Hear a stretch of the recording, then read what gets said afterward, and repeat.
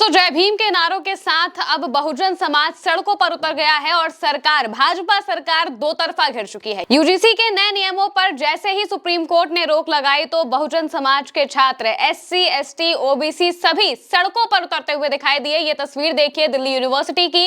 आधी रात को छात्र सड़कों पर उतरते हैं, निकलते हैं और जय भीम के नारे लगाते हैं।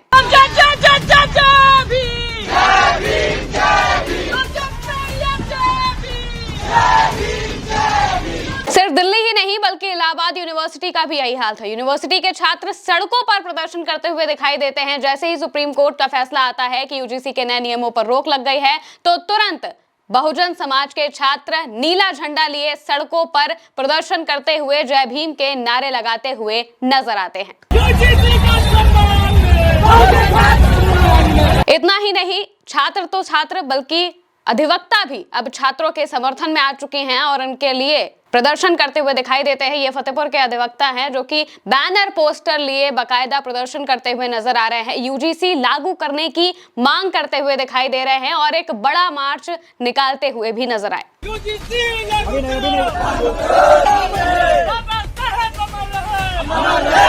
दोस्तों, यूजीसी के नए नियमों को जैसे ही सरकार लेकर आती है, यानी कि जो भाजपा सरकार है, भाजपा की केंद्र सरकार, वो यूजीसी के नए नियम लेकर आती है। नए नियमों में कहा जाता है कि अब एससी, एसटी और ओबीसी के समुदाय के जो छात्र हैं, जो टीचर्स हैं, वो कैंपस में हो रहे भेदभाव के खिलाफ रिपोर्ट कर सकेंगे और जो यूनिवर्सिटी है उन्हें उस तरीके से उस रिपोर्ट पर ध्यान भी देना पड़ेगा, कार्रवाई भी करनी पड़ेगी और बाकायदा कार्रवाई होनी चाहिए। इसके लिए अलग अलग सेल्स बनाने की बात कही गई थी, लेकिन इसके खिलाफ इससे पहले जो सवर्ण समाज है वो सड़कों पर उतरा हुआ दिखाई दे रहा था। उनका कहना था कि इससे हमारे साथ रिवर्स जातिवाद हो रहा है और हमें फंसाया जा सकता है, कोई भी हम पर कुछ भी आरोप लगा सकता है और हमें सबसे ज्यादा झेलना पड़ जाएगा। और इसी वजह से जो सवर्ण समाज है वो भाजपा सरकार के विरोध में उतर आया था। वो समाज जो हमेशा भाजपा सरकार के साथ में रहा, वही समाज उनके विरोध में प्रदर्शन में उतर आया। यहां तक कि प्रधानमंत्री, गृह मंत्री के पोस्टरों पर कालिख तक फेंकी गई।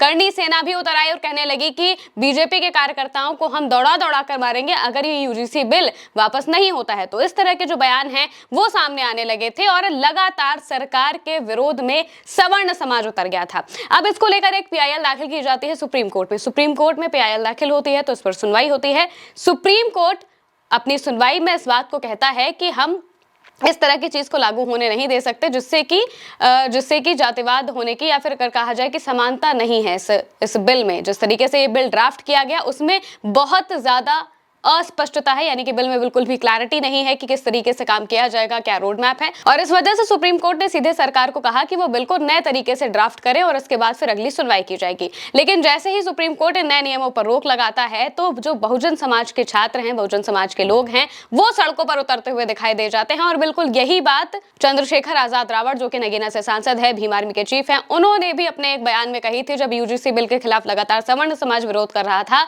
तो उस वक्त चंद्रशेखर आजाद का एक बयान वायरल हो रहा था। उस बयान में उन्होंने क्या कहा था, पहले आप वो सुनिए। प्यारे साथियों, अभी यूजीसी के नए नियम आए हैं, बड़ी चर्चा हो रही है, बड़ा विरोध हो रहा है और मैं आपको स्पष्ट कहना चाहता हूं, वही विरोध कर रहा है जो जाति के आधार पर एससी, एसटी, ओबीसी के बच्चों का शोषण करने का काम करता है, उनको अपमानित करने का काम करता है। इससे किसी को दिक्कत नहीं है सिवाय द्रोणाचार्य के, जो एक लंबे का अंगूठा काटना चाहता है। उसके अलावा यूजीसी के नए नियमों में से किसी को दिक्कत नहीं है।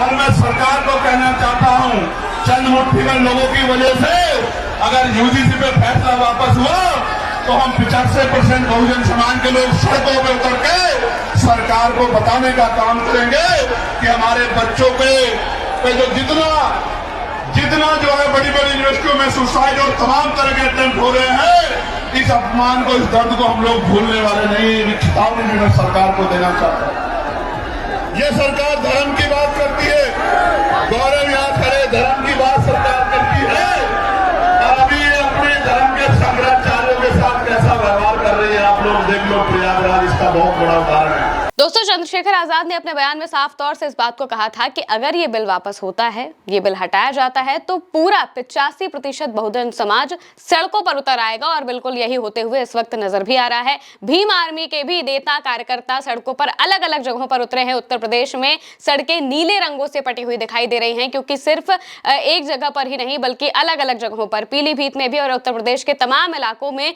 जो भीम आर्मी के कार्यकर्ता है वो भी सड़कों पर उतरे हैं। यूजीसी को लेकर जो सुप्रीम कोर्ट ने फैसला दिया है उस फैसले के खिलाफ अब इस पर एक और थ्योरी सामने आ रही है। कहा जा रहा है कि बीजेपी ने यह सब कुछ जानबूझकर कराया है। बीजेपी बहुजन समाज का साथ अपने साथ चाहती थी, क्योंकि 2024 में बुरी तरीके से बहुजन समाज ने ही उत्तर प्रदेश में बीजेपी को मजा चखाया था और बहुत जगहों पर बीजेपी हार गई थी।